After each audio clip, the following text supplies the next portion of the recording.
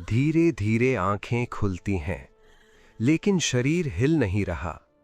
कमरा वही है, बिस्तर वही है, मगर आत्मा अब शरीर के बाहर खड़ी है। वो अपने ही मृत शरीर को देख रही है। माँ जमीन पर बैठी रो रही है। घर वालों की चीखें दीवारों से टकरा रही हैं, और आत्मा बार बार पुकार रही है, माँ मैं यहीं हूं, मुझे देखो। लेकिन कोई नहीं सुनता। यही है मृत्यु के बाद की पहली सच्चाई। आत्मा दिखती नहीं, महसूस नहीं होती, बस अकेली रह जाती है। गरुड़ पुराण कहता है, मृत्यु के बाद आत्मा 3 रातें धरती के आसपास भटकती है, और दूसरी रात सबसे ज्यादा पीड़ादायक होती है। अब आत्मा को आगे बढ़ना पड़ता है। न कोई रास्ता दिखाई देता है, न कोई सहारा। चारों तरफ धुंध है, अंधेरा है, और एक अनजान यात्रा शुरू हो चुकी है। डर अब सच बन चुका होता है। हर कदम भारी लगता है। तभी अचानक आत्मा के सामने उसकी जिंदगी के दृश्य आने लगते हैं। बचपन, माँ की गोद, पिता की मेहनत, दोस्त, रिश्ते, और फिर धीरे धीरे वो पल भी दिखने लगते हैं जहां उसने किसी का दिल दुखाया था, किसी से झूठ बोला था, किसी गरीब को अनदेखा किया था।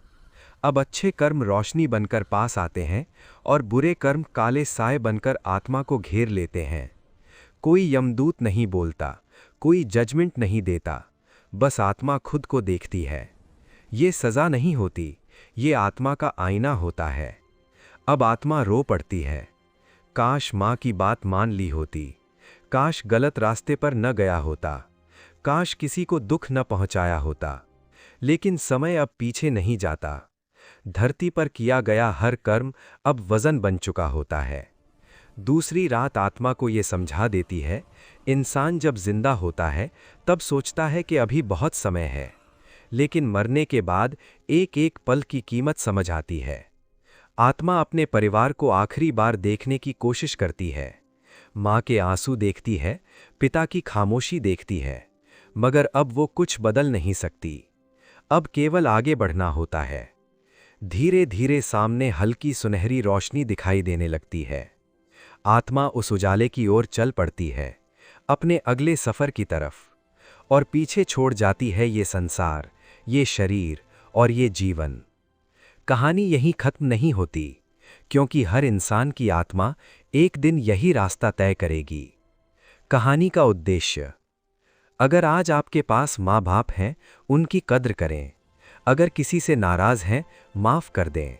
अगर गलत रास्ते पर हैं, आज ही लौट आइए, क्योंकि गरुड़ पुराण कहता है, मृत्यु के बाद कोई साथ नहीं जाता।